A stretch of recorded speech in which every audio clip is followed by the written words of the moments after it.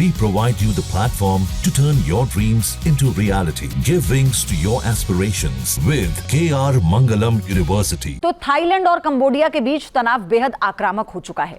दोनों ओर से एक दूसरे पर ताबड़तोड़ हमले हो रहे हैं। थाईलैंड ने अमेरिकी F-16 फाइटर जेट से बम बरसाकर कंबोडिया को बैकफुट पर लाने की कोशिश की, जबकि कंबोडिया घातक रॉकेट से हमला कर थाईलैंड को दहला रहा है।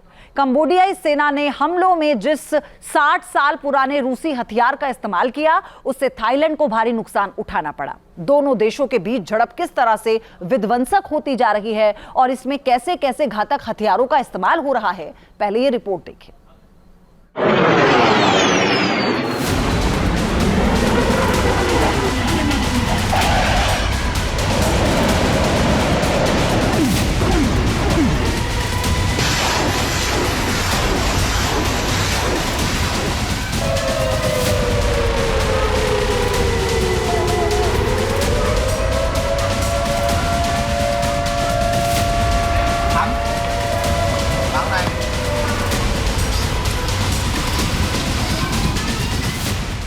थाईलैंड और कंबोडिया में छिड़ी भीषण लड़ाई।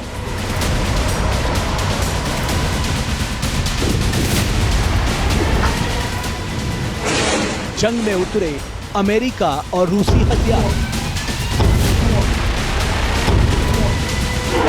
फाइटर जेट, तोप, रॉकेट लॉन्चर से वार पलटवार।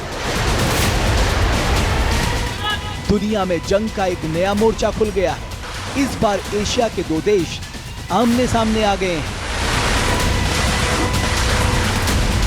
थाईलैंड और कंबोडिया में भीषण जंग छिड़ी है। हालांकि पर्दे के पीछे से अमेरिका और रूस के हथियारों की टक्कर देखने को मिल रही है।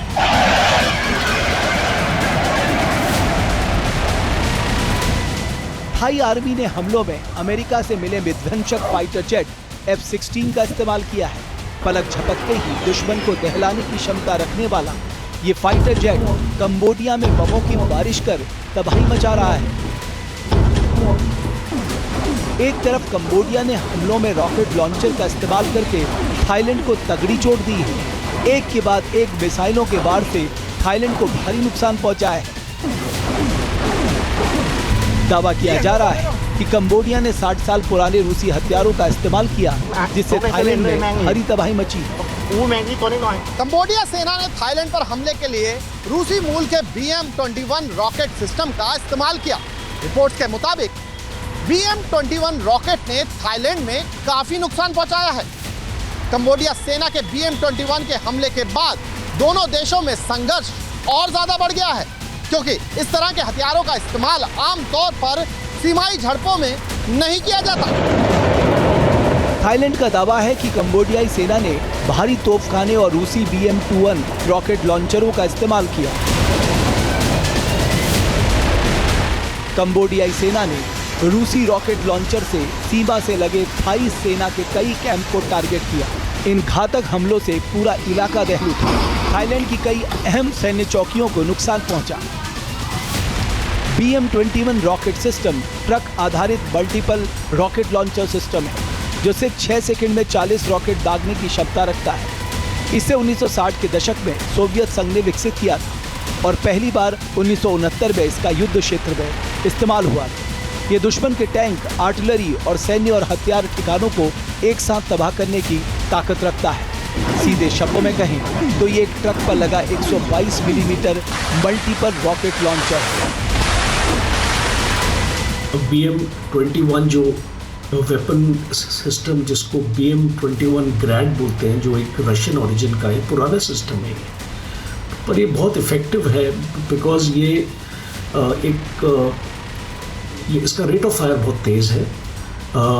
40 राउंड एक टाइम पे इसमें इसको डाले जा सकते हैं ट्यूब में, और वो सिंगल फायर भी हो सकता है, मल्टीपल आप उसको फायर कर सकते हैं, और ये 40 राउंड आप 20 सेकंड में अपना फायर कर सकते हो। रेट ऑफ फायर बहुत तेज़ है।